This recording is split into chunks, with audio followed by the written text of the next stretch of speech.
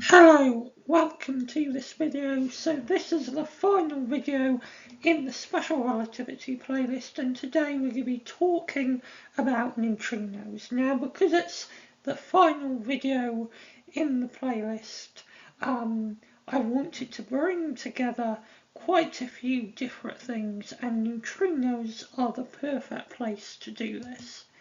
So we'll be looking at how the discovery of the particle and its properties changed the way we see physics and still is changing the way we see physics.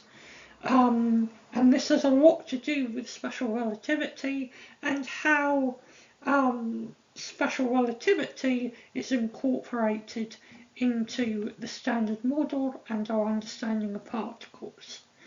So we'll talk in this video about strange, almost ghostly blue light. We'll talk about quantum mechanical superposition, and we'll also describe the role that the famous equation E equals mc squared has in understanding neutrinos and in showing how much more we have yet to understand about the physical universe.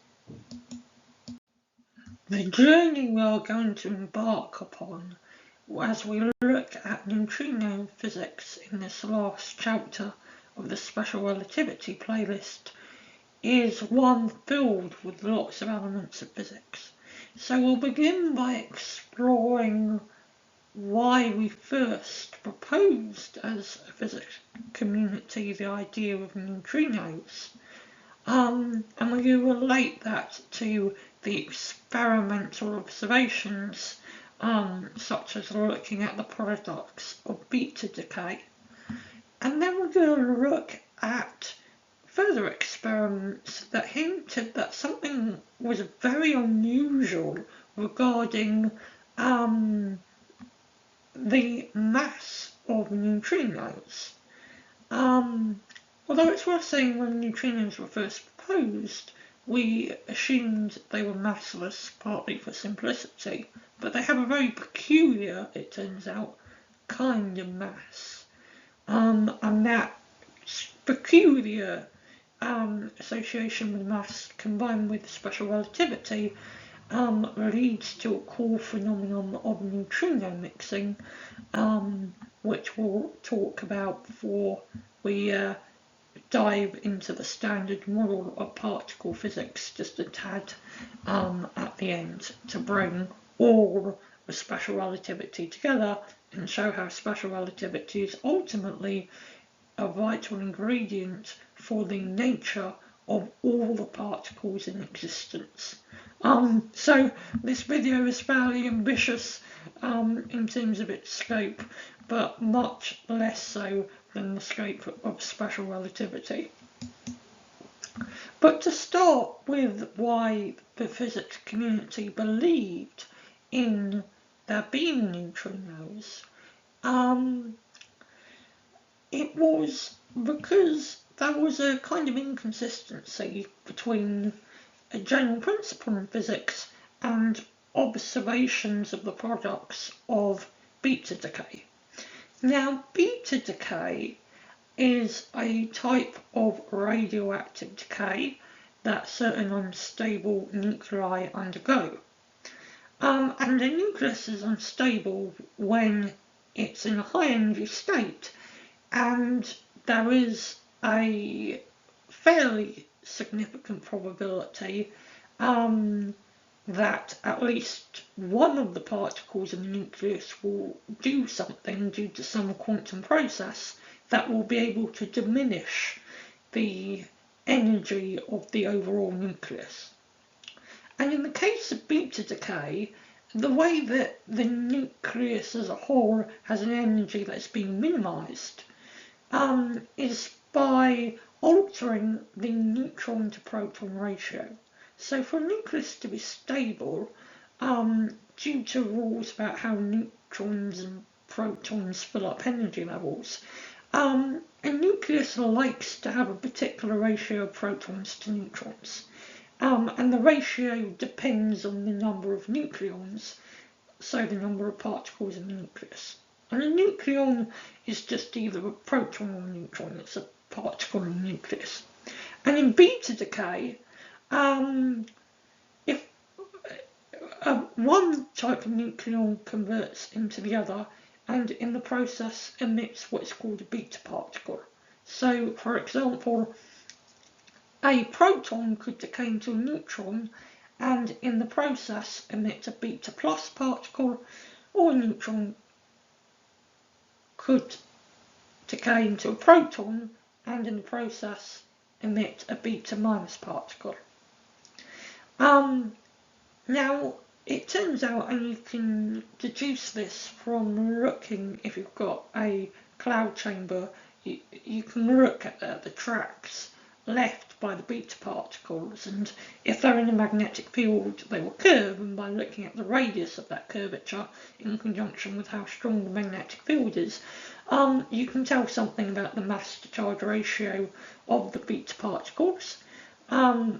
You can also do other experiments with the beta particles, like how ionizing they are, and one can see that the beta particles actually turn out to be either electrons, that would be the beta minus particles, or positrons, which are the beta plus particles.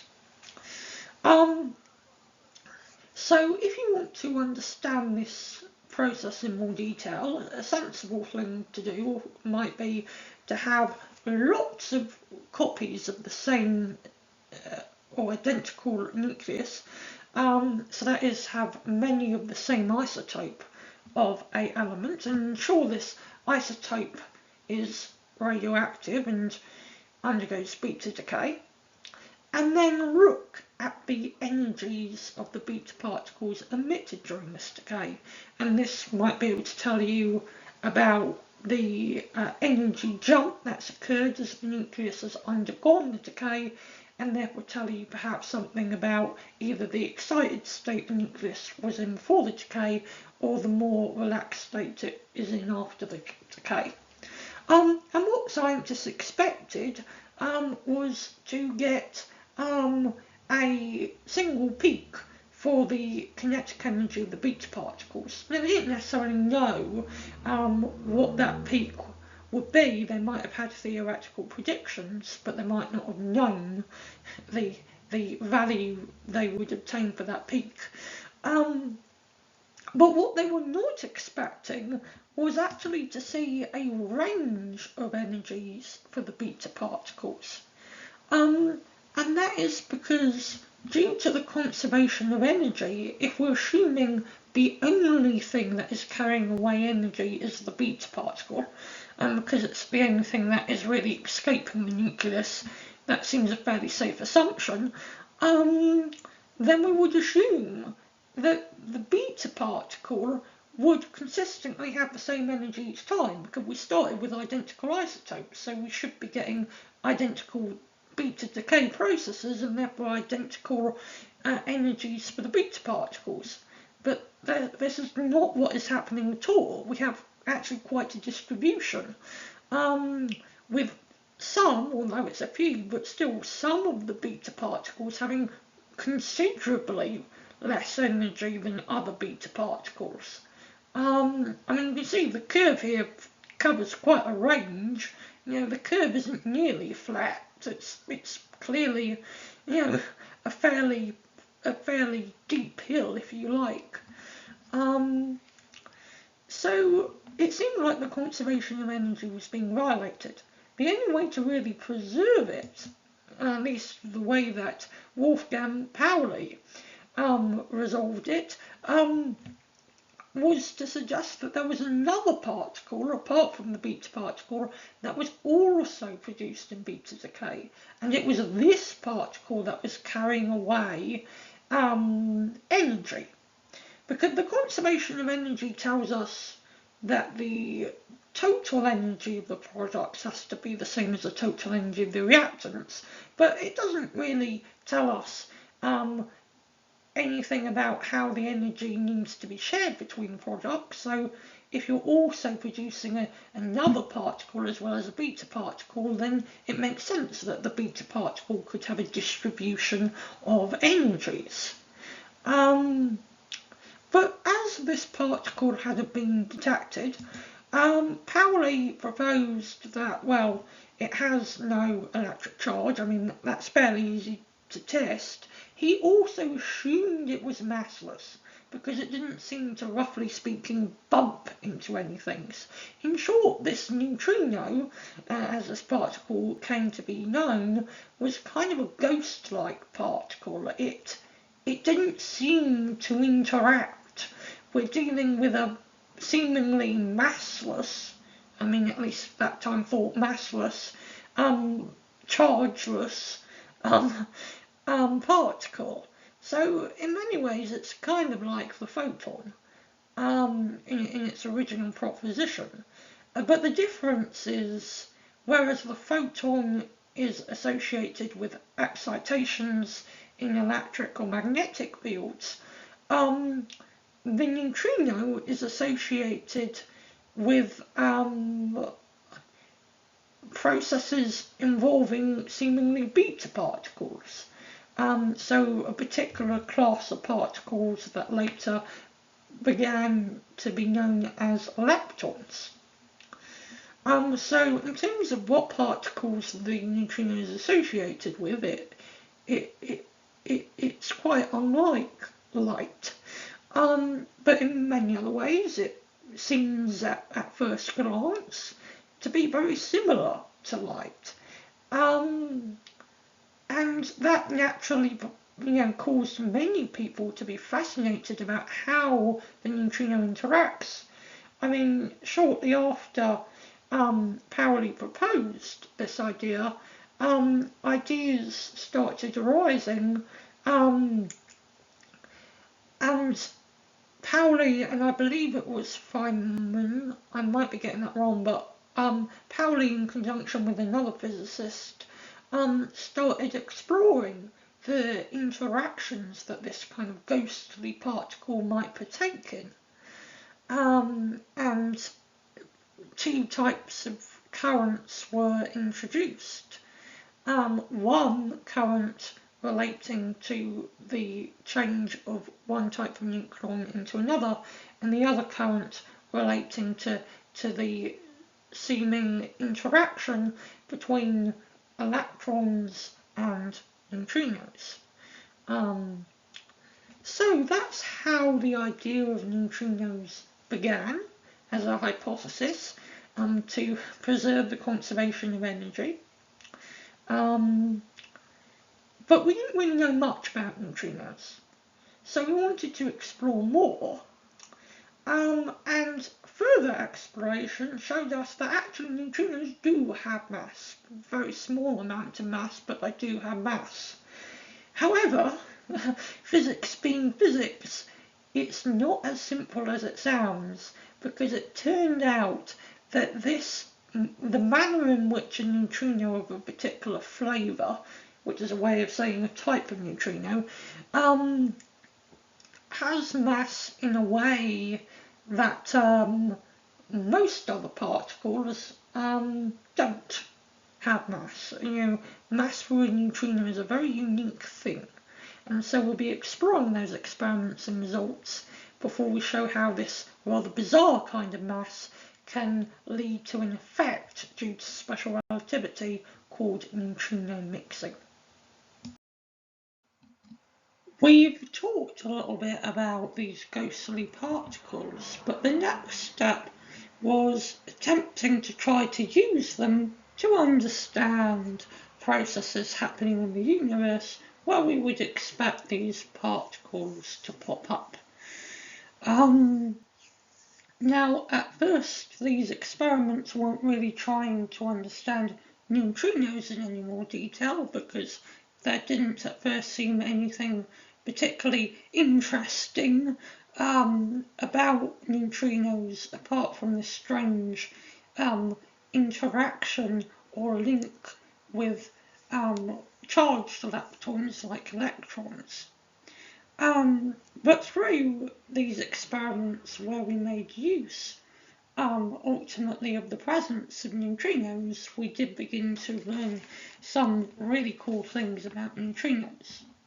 And particularly it was a combination of the Super Camionde experiments and the SNO experiments that told us the very odd nature of neutrino mass. But let's start with just the Super Camionde experiments and see what they were looking at and how they made use of the presence of neutrinos before we talk about how Super Camionde plus SNO experiments tell us something very interesting about neutrino masses. So the Super Camionde detector was in Japan. I'm not sure if it's still there. Probably is, because neutrinos are a rich source to learn about processes in the universe. And the way that the Super Camionde detector worked was it was filled with, tens of thousands, so 50,000 tons of water. And this detector is deep underground, so it's very dark. If it wasn't for neutrinos, and there's a lot of water, and atmospheric neutrinos produced essentially by particles like muons interacting with molecules in the atmosphere, and it's actually the interaction between muons and cosmic rays and molecules in the atmosphere that produces phenomena like the northern lights. But also neutrinos are produced. And these neutrinos then, come down into the Earth, and they can interact with detectors deep underground, and that's because neutrinos are not very interactive, so they can pass through,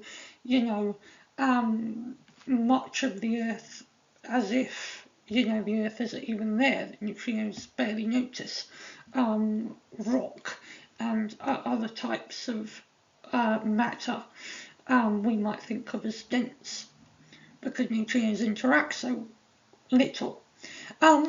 And the neutrinos can then interact with quarks within the protons and neutrons of water molecule atoms. And when they do this, they can produce leptons like electrons.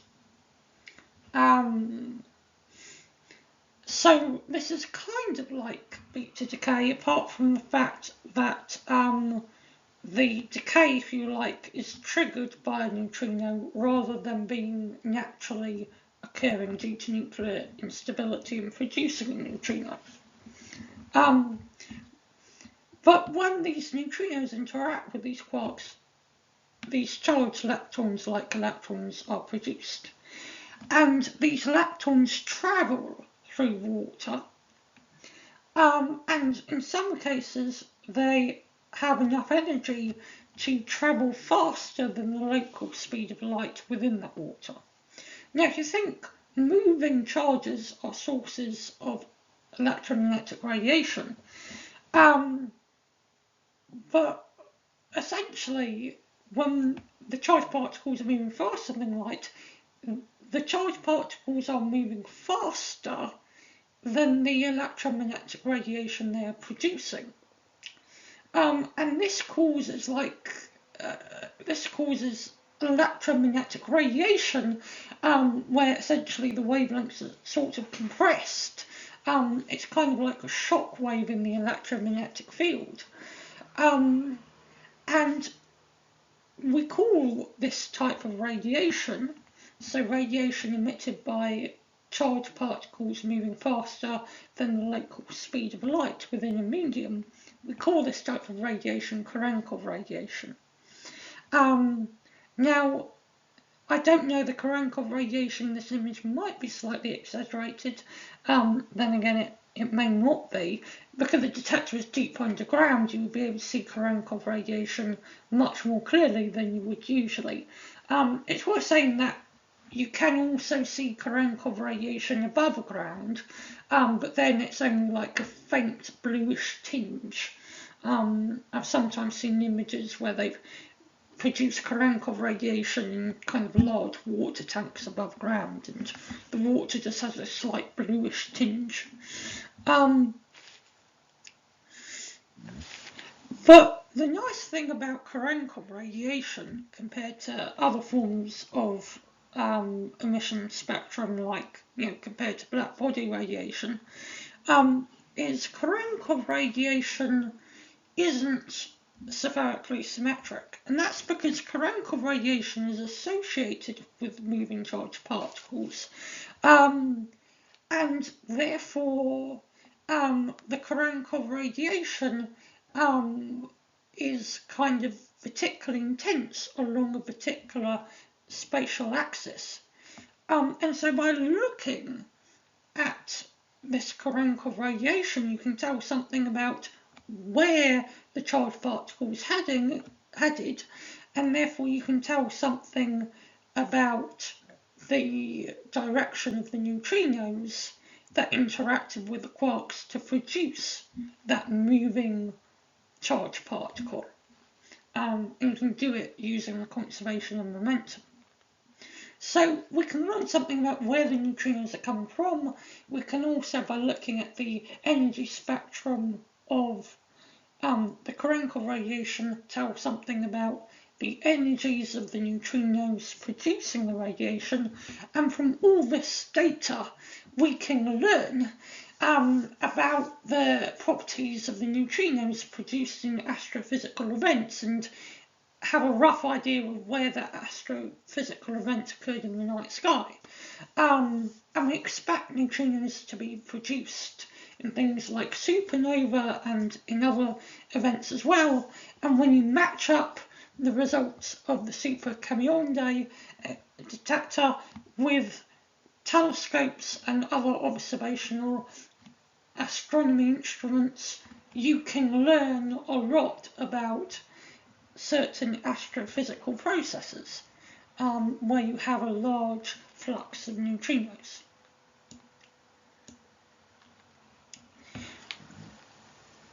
So really the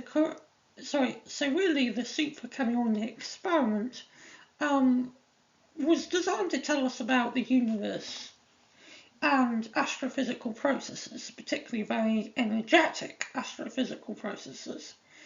But it wasn't really designed to tell us specifically about neutrinos themselves and their nature. To understand the properties of neutrinos, it took combining the results of the Super Cuivienen experiments with the SNO experiments. So we're going to talk a little bit about the SNO experiments briefly before linking that with the things found by Super Cuivienen.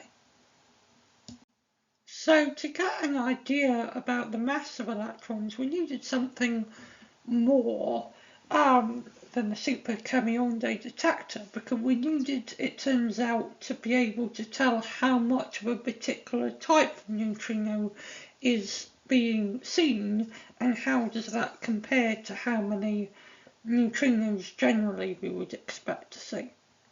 So the SNO is different to the Super Cuivienen detector in that the SNO, the Sudbury Neutrino Observatory,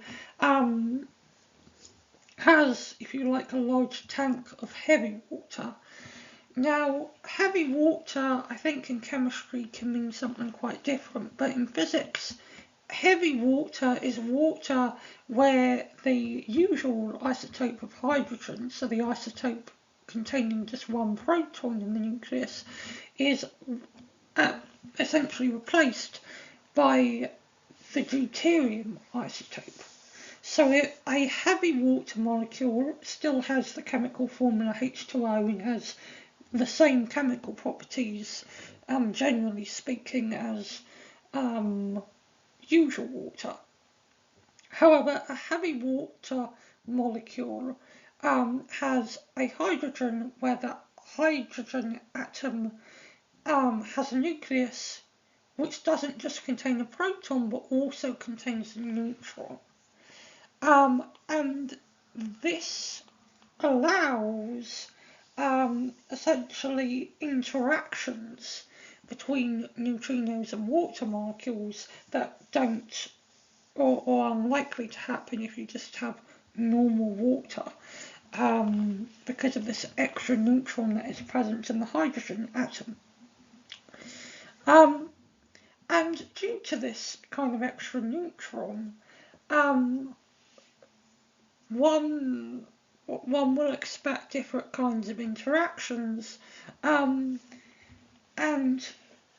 the detectors in the SNO are able to detect different types of neutrinos.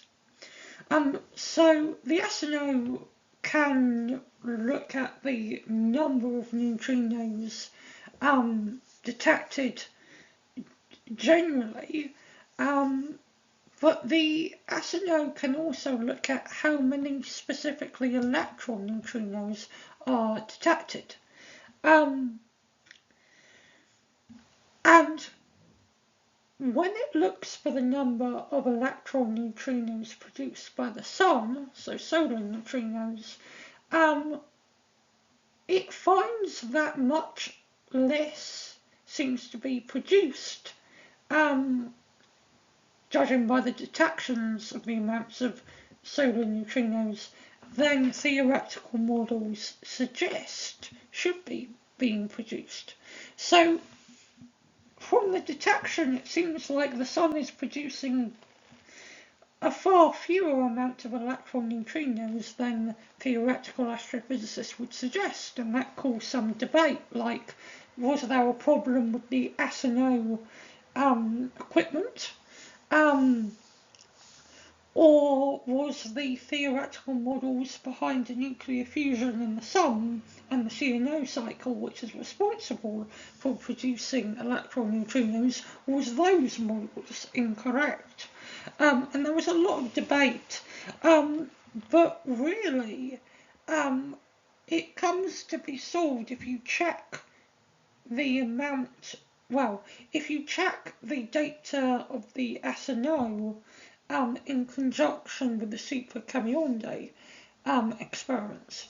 Because the Super Cuivienen experiments can tell us, thanks to looking at the direction current of radiation, whether the neutrinos seem to be coming from the Sun, and the Super Cuivienen can therefore go, well, these are the total amount of the total amount of neutrinos the Sun seems to be being emitted.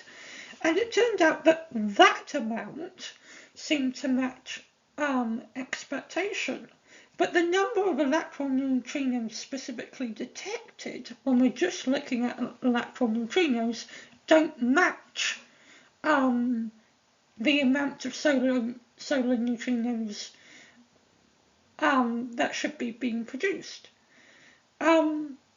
So the idea was that actually what is happening is some of the solar neutrinos, which are initially electron neutrinos, oscillate into different types of neutrinos as they travel, such that when we detect the amount of solar electron neutrinos on Earth, we find that it's only a fraction of the amount of solar electron neutrinos emitted by the Sun, because some of these electron neutrinos have actually oscillated into other types of neutrinos.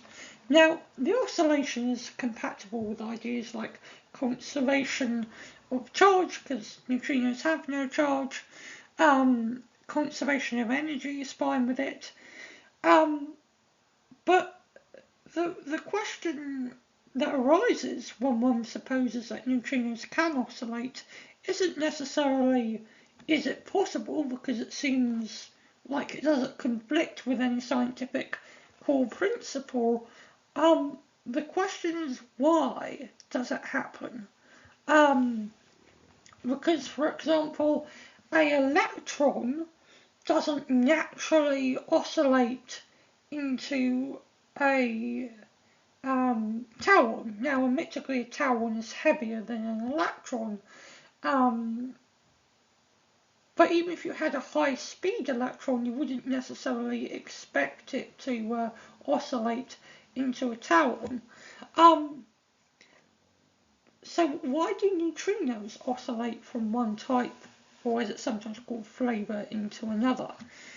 And it turns out you can get natural oscillations of neutrinos very easily if you assume neutrinos don't, well, a neutrino of a particular flavour doesn't have a mass as an eigenstate, but actually that the mass of a neutrino of a particular flavour can only be expressed as a superposition. So an electron neutrino is in a quantum superposition of mass states. And it turns out that, along with special relativity, would imply that neutrinos would naturally oscillate, and that's what we're going to talk a little bit more in the next part of this video, as we'll get a little more mathsy too. So we mentioned that neutrinos have, in some sense, mass, but that mass is not an eigenstate, by which I mean we cannot assign a particular type of neutrino a particular mass. That is, if we were able to directly measure the mass of a neutrino, and I don't think we can directly measure it, but if we were able to, we would be able to predict the probability of finding it in a particular classical mass state once it was measured, but we wouldn't know for certain which one, because when the neutrino is not measured, its mass is in a quantum superposition of different mass states. So this is kind of like the cat in Schrodinger's thought experiment being both dead and alive. It's that kind of thing. And so we can think about essentially there being a matrix which for each lepton flavour, so for each type, shall we say, of a neutrino, there is a particular superposition of mass states. And so, a general way of writing this and putting this all together is saying that if we have a vector where each of the components of the vector are neutrino flavour, that is equal to some matrix times a vector of our mass eigenstates, and the matrix mixes the mass eigenstate, so each neutrino flavour corresponds to a particular mixture of mass eigenstates. Now this matrix I've given the symbol U, and that's because it's a unitary matrix, something I will talk more about on the next part of this video. But for now we can think of U as essentially just a matrix that is mixing our mass eigenstates. Now U goes by many names. I think of it as the neutrino mixing matrix, which is one of its names. It's also called the MNS matrix, but because quite a lot of people were involved in this matrix, it's sometimes also called the PMNS matrix. So it goes by many different names, and sometimes it's just called the mixing matrix. But in this video I'll try to call it the neutrino mixing matrix. And if you want to write something following from this expression with the neutrino mixing matrix explicitly, we can say, for example, that the mass state of the electron neutrino, so psi, the trident-like symbol, is saying the state of something. Then we've got our electron neutrino as a subscript to say the state of the electron neutrino, and in the brackets I put mass to emphasise that I am talking about the mass state of the electron neutrino, and that is equal to U11M1 plus U12M2 plus U13M3. Now you can get that left-hand side, sorry, you can get that right-hand side of the bottom equation with our U11, U12 and U13 directly from the expression linking the vector with the flavours of the neutrinos and the vector with the different mass eigenstates.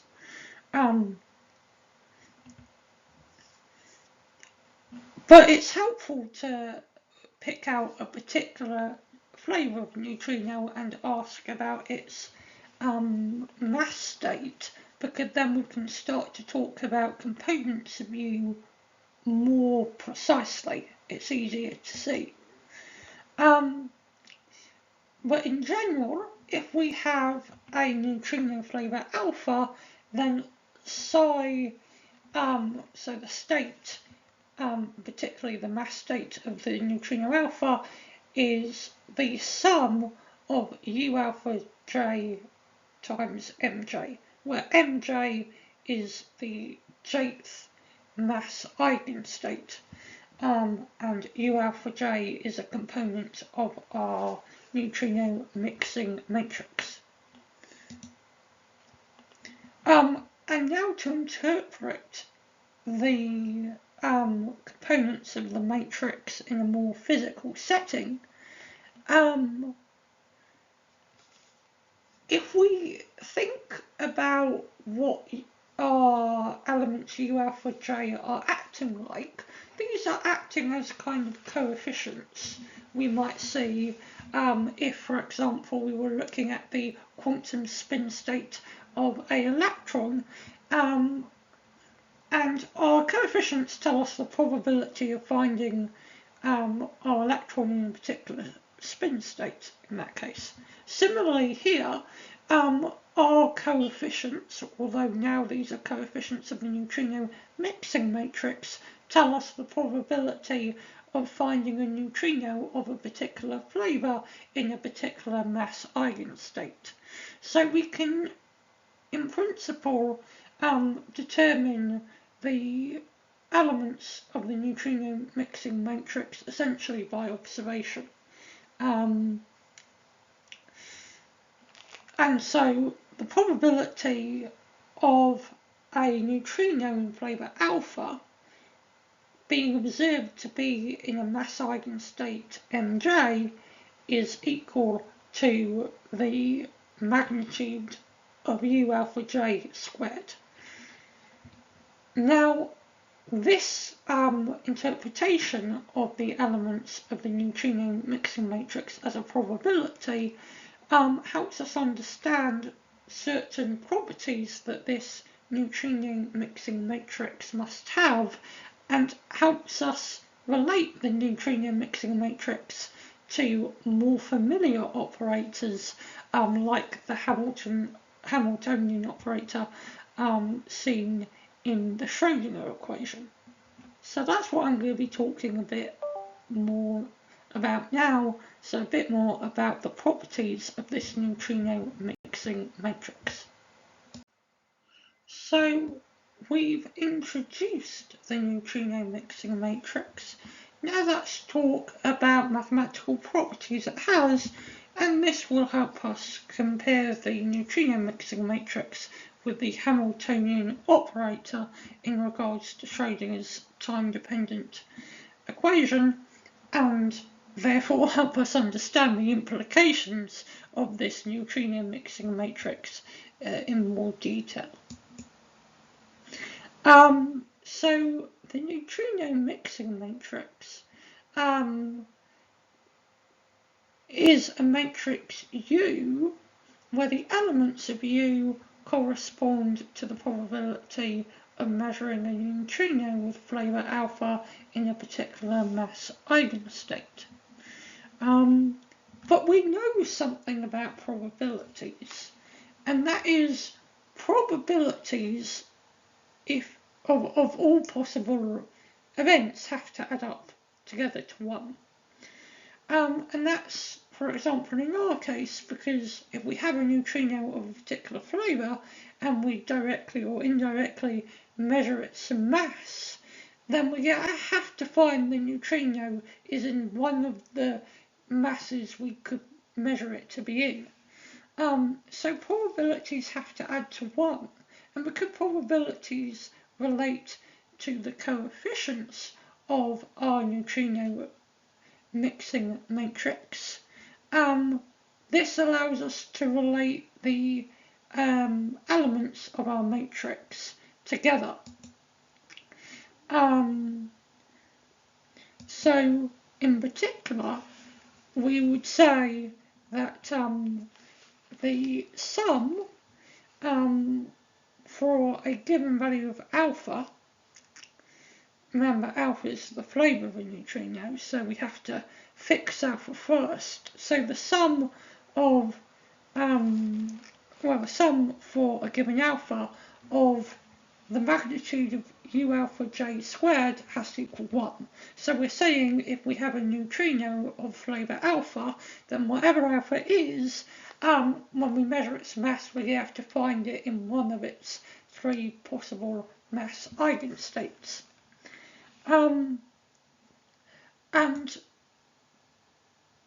we can use some notation from complex numbers. So it's worth saying at this stage we haven't said whether U is a matrix composed of real numbers or complex numbers, but to keep things general, that's just suppose U is written in terms of complex numbers, because all rules that apply to complex numbers apply to real numbers, but it won't work the other way around, because real numbers are a subcategory of complex numbers. So if we allow the elements of our matrix U to be complex, then we can express our sum as the sum of U alpha j times U star alpha j is equal to 1. And the star is saying we take the complex conjugate.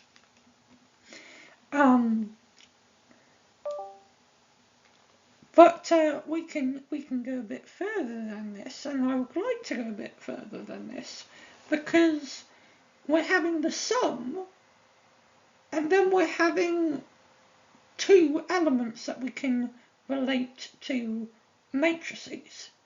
We can think of U alpha j as belonging to U, and U star alpha j as belonging to the matrix U star. So this looks something like a matrix product. If you look at the formal definition for how do you multiply 2 matrices A and B together, you end up with an expression similar to this. However, to get matrix multiplication, we need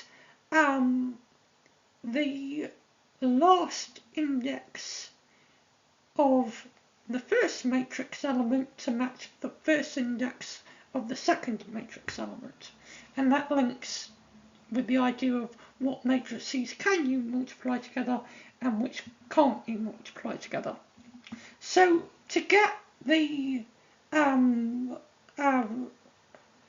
second index of the first element and the first index of the second matrix element to match, we need to flip the indices of our second matrix element. So we need to flip the indices of U star alpha J. And when we do that, we're essentially using the dagger operator. So the dagger operator is a mixture of transposition, so flipping indices, and the complex conjugate. So we have the complex conjugate, which was our star operator, and then we can imagine flipping the indices, and that brings us to our dagger operator. And this, our bottom equation here with our dagger operator, looks like now, finally, this looks like a example of matrix multiplication. And playing around with this, you can get this expression. Now, technically the sum here implies that U dagger equals 1, but you can show that that itself implies that U dagger U has to equal 1. So we can conclude that U, our neutrino mixing matrix, is a unitary operator. So it's an operator similar to other evolution operators in quantum mechanics, so the most famous one being the Hamiltonian operator in Schrödinger's time-dependent equation. So now let's think in more detail about what U being unitary applies for how we should think about how U mixes mass eigenstates and what the matrix U tells us about neutrino physics. Having mentioned that U is a unitary matrix, and hence why I've given it the symbol U, let's talk about how it compares to other unitary matrices within the world of quantum mechanics. Well, the most famous unitary matrix is the Hamiltonian. Well, I mean, I ought to clarify this. If your particle is in a discrete superposition of energy eigenstates, then you can express the Hamiltonian operator as a finite matrix. But even when you can't, the Hamiltonian is by definition a unitary operator.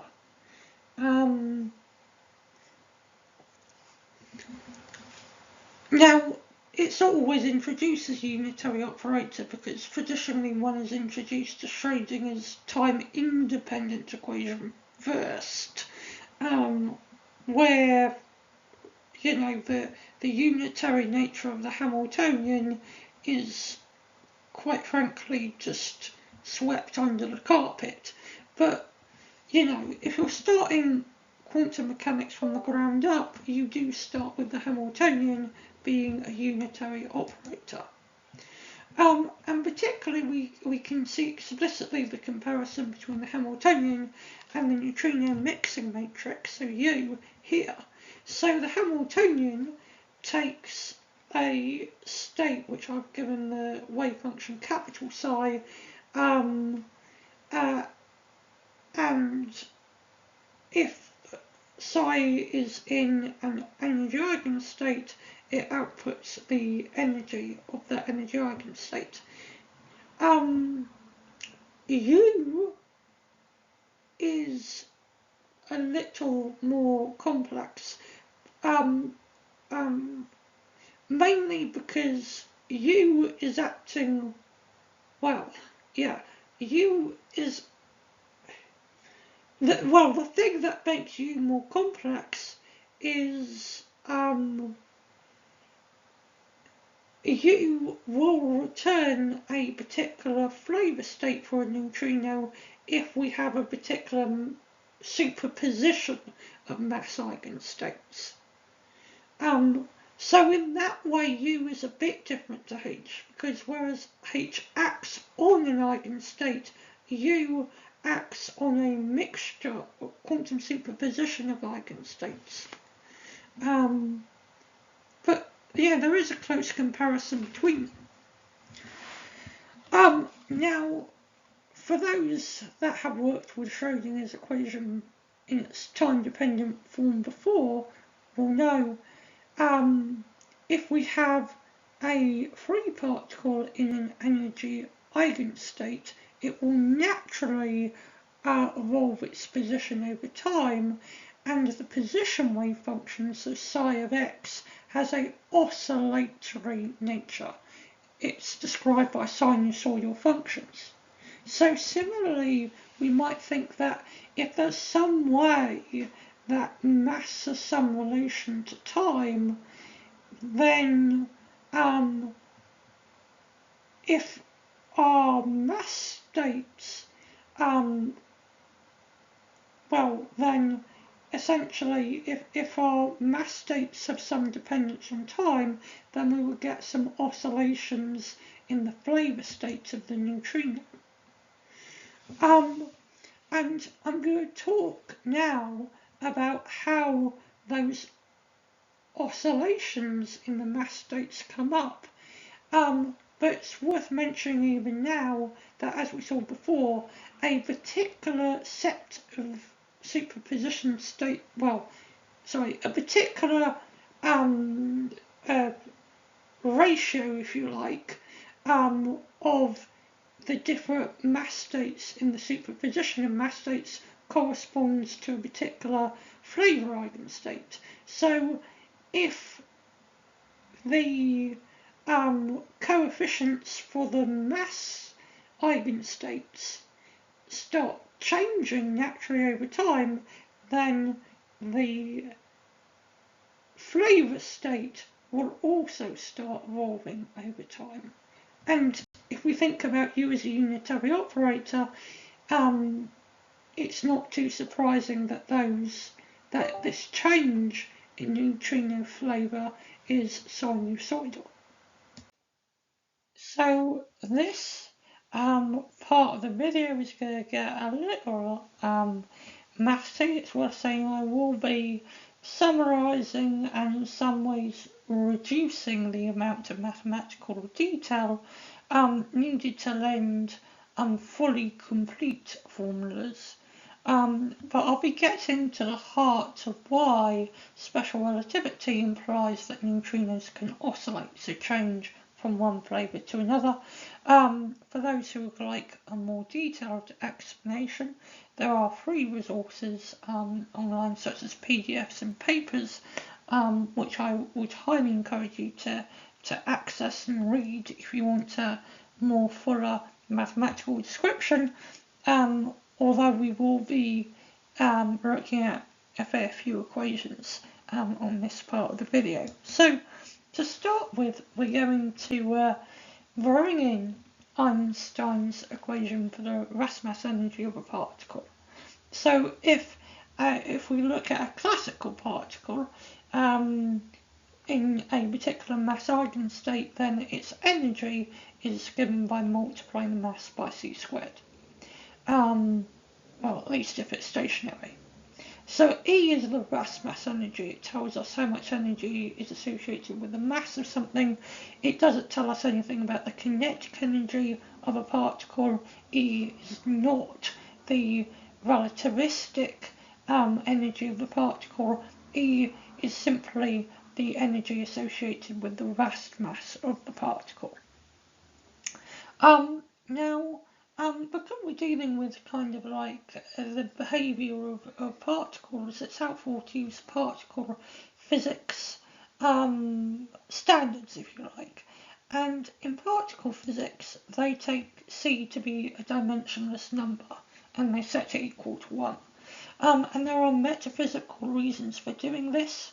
In many ways, it is metaphysically incorrect to think about C as a speed in terms of the fundamentals of physics. So it makes much more natural sense in terms of the fundamental physics to have C being a dimensionless quality, so having quantity, so having no units. So there is justification for taking away the units of C that we traditionally assign it, but for our purposes we're just going to be using it as a way to simplify Einstein's equation relating the rest mass energy to the mass of a particle. Now, the nice thing is then Einstein's equation just becomes E equals M, so we can replace the rest mass eigenstates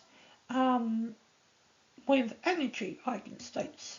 So when before we had our neutrino of a particular flavour in a superposition of mass eigenstates, we can now say actually it's in a superposition of rest mass energy eigenstates. But because rest mass energy eigenstates is a very long phrase, and I will probably get slightly tongue twisted if I say it too many times, I'm just going to say energy eigenstate. But importantly, when I say energy eigenstate, I mean energy associated with mass eigenstates. I do not mean anything like kinetic energy or anything like that.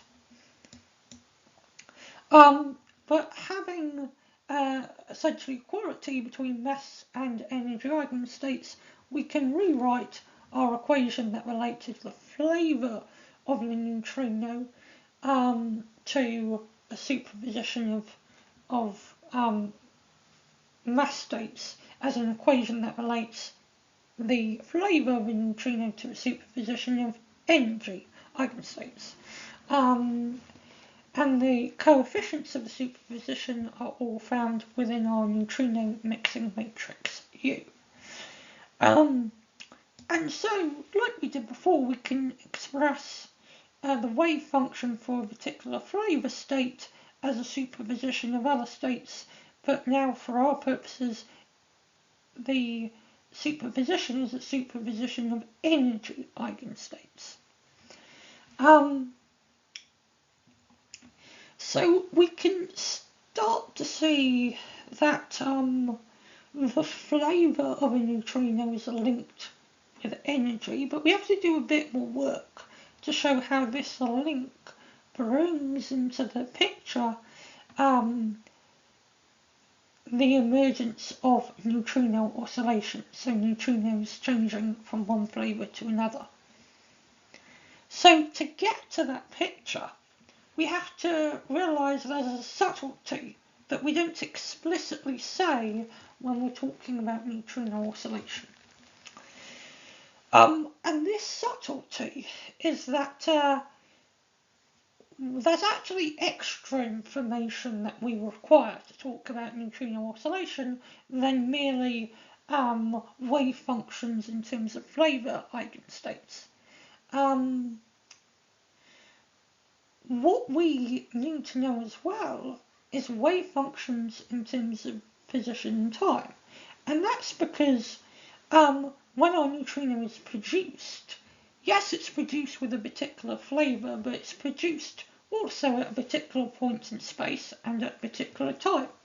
Then the neutrino travels through space and time, and when it interacts again, at the point of interaction at least, it has a well-defined flavour and is at a particular position at a particular time. So really the neutrino oscillation is properly defined in terms of a change of neutrino flavour over space and time. So we have to bring space and time into the picture. So what we do is we say the total wave function of the neutrino is given by a combination of its flavour wave function, which we can see down here written in terms of our sum of energy eigenstates, and also a more familiar wave function to do with the neutrino's motion across space and time. And it turns out that what we actually want to do is take the product of our flavour and space-time wave functions And we do that because we can talk about flavour and space and time quite independently. So we now have a wave function for like the total state of the neutrino. So a state that encapsulates flavour, space and time. But we need to know something about this spatial and temporal, or if you like, this space-time wave function, if we're going to use our total wave function to calculate the probability of neutrino oscillation. So when we're thinking of this wave function in terms of space and time, this space-time wave function, we can take our minds back to Schrodinger's equation. Now I haven't covered Schrodinger's equation much on this playlist, but Schrodinger's equation in the form it was originally written tells us about this wave function that spreads over space and time and is related to the probability of finding a particle at a particular location in space at a particular moment in time. So we might call this space-time wave function a Schrödinger wave function. And to avoid confusion with other types of space-time wave functions, I'll call it a Schrödinger wave function. So Schrödinger wave function is our psi of x and t. So what Schrödinger wave function should we pick to describe our neutrino? Well, as the neutrino is travelling, it's probably not interacting with anything. At least for our purposes, we can ignore interactions, or well, essentially say they don't happen between when the neutrino is created and when it's detected. And because neutrinos interact very rarely, that's often a good approximation to make. So we have a neutrino that isn't interacting as it's travelling, it's not feeling any forces, and therefore it is a free particle. And free particles have a Schrödinger wave function which is a plane wave. And it's actually that plane wave that leads to things like free electrons undergoing interference patterns, and therefore the plane wave function for a free particle is behind many of the experiments that gave birth to quantum mechanics. So psi should be a plane wave because we're dealing with a neutrino as a free particle. And the plane wave depends on the energy of the particle, and that's very important, and also its momentum. But we're mainly interested in the plane wave, essentially this phase factor that we have at the end of each of the terms we have to add thanks to our summation symbol. This plane wave and this phase term depends upon the energy of the particle. But because a neutrino in a particular flavour, and whenever it's created or interacting, at that moment at least, it has a well-defined flavour, so it's in a flavour eigenstate. So because neutrinos and flavour eigenstates are in a superposition of energy eigenstates, as we can see from our flavour wave function in our left-hand box,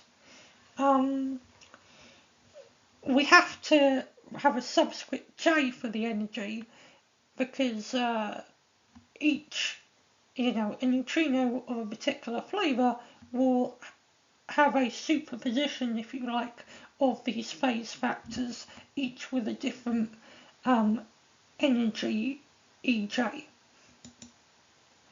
And we can write this total wave function using 4 vectors if we wish.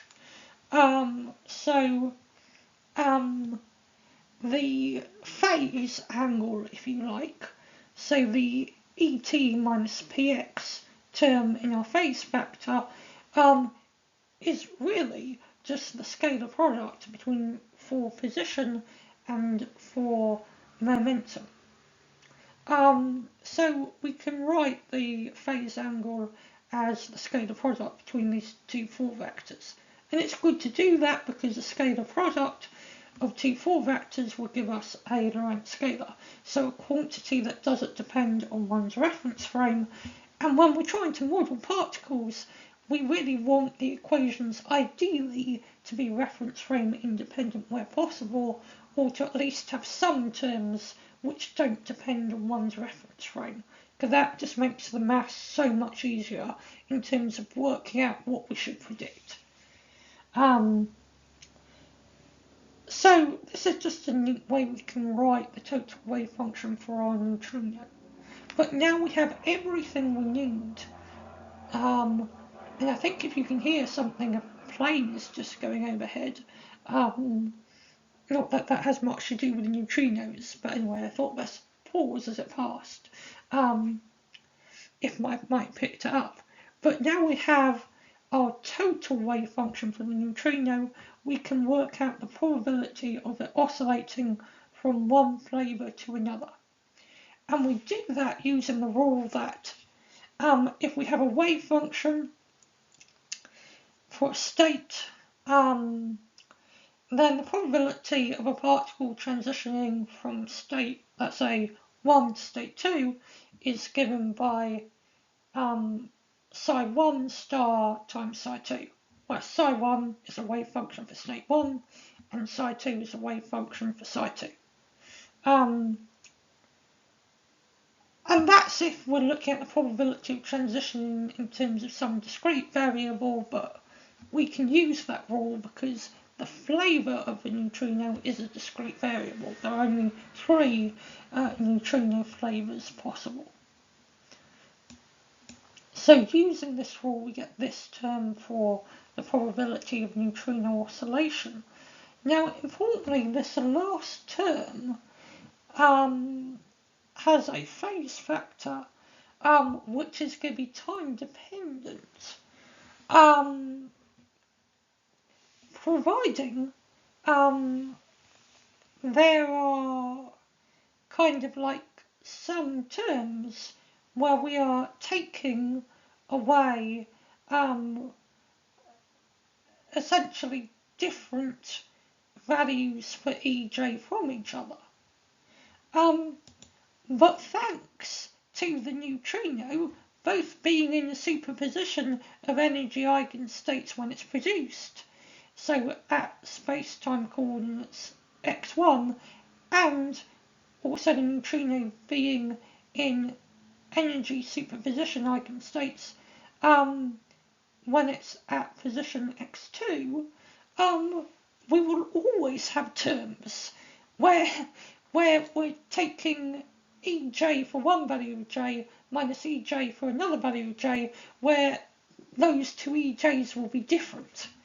So we'll always have, if you like, cross terms or something like that. We'll always be subtracting energies of different values from each other, causing the probability of neutrinos to oscillate to depend on time, or for there to be some time dependence. And that time dependence, or the how quickly neutrinos oscillate, will relate to how big the differences are in the values of EJ for, our different energy eigenstates. So neutrinos in the end can oscillate thanks to, oscillate, and the probability of that is a function of time, thanks to neutrinos being produced and interacting with a particular flavour, but them being in a particular flavour implying also that they are in superposition of energy eigenstates.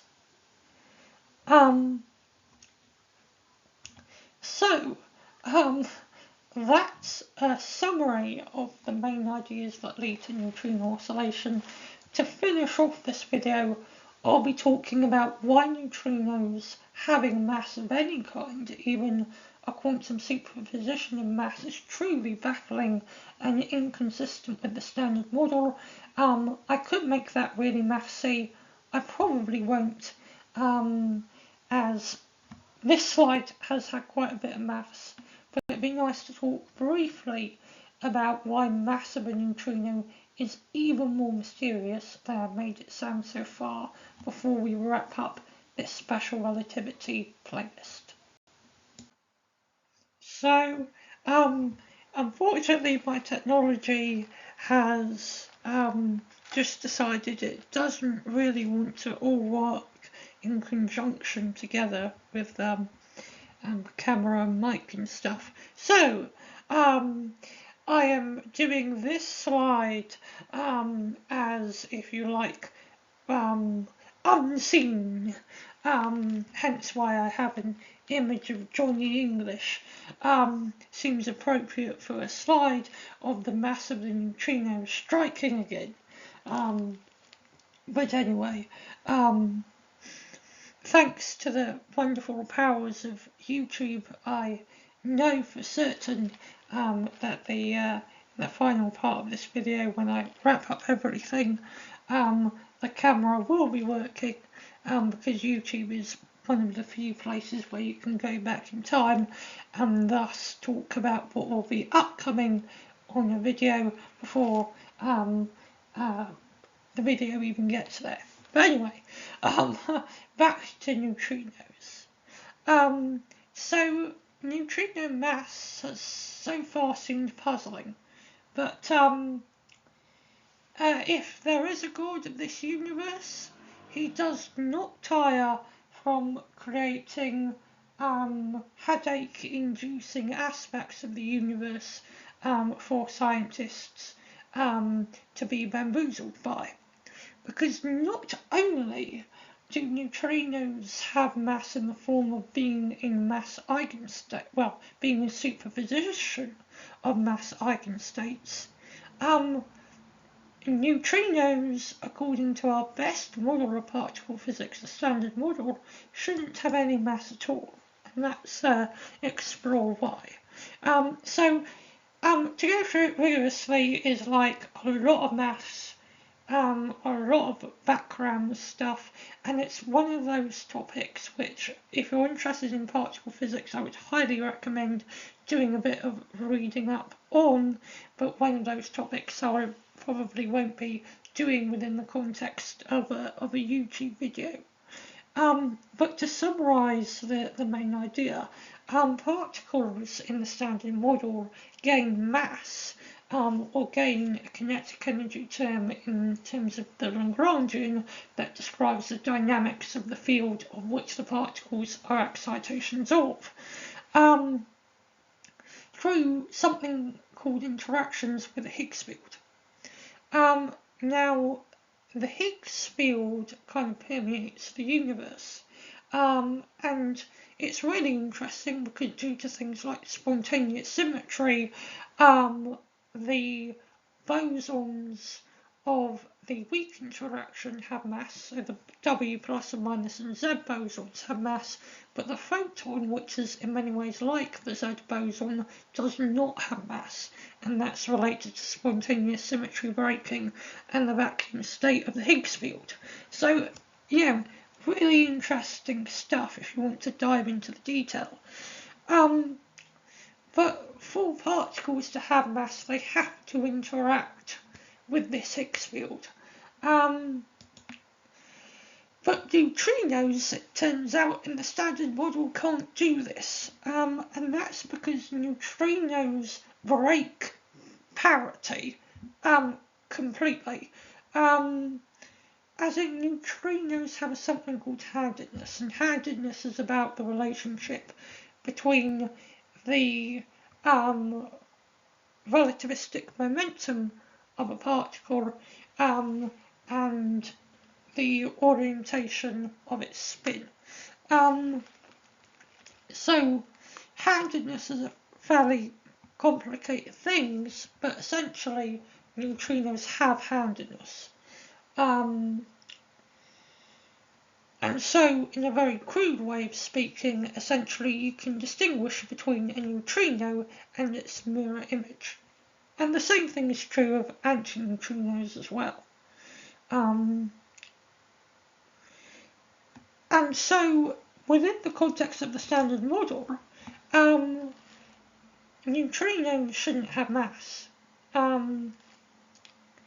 If you want a bit more detail, essentially the Higgs field gives particles mass by causing transitions between different handedness states, if you like. But because neutrinos can't transition between different handedness states, because they exist in, neutrinos exist in one handedness state and antineutrinos in another, and a Higgs field can't change a particle into its antiparticle, so the Higgs mechanism essentially just can't give these neutrinos any mass or antineutrinos. So how do these neutrinos have mass? Well, there's a few different hypothetical possibilities. So in the standard model, we use a type of spinner called a Dirac spinner. But Dirac spinners are not the only kind of spinners that one can in principle work with. There are Majorana spinners, and Majorana particles would essentially be equivalent to their antiparticle, and as neutrinos are not charged, and as far as we know, the mass eigenstates for a neutrino and an antineutrino may be the same.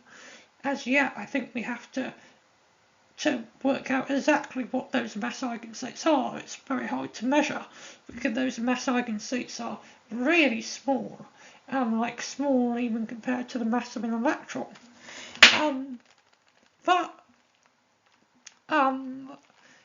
There are possibilities for how neutrinos might acquire mass, but it's not through the traditional handedness flipping, if you like, generated by the Higgs field, which seems to give other particles their mass.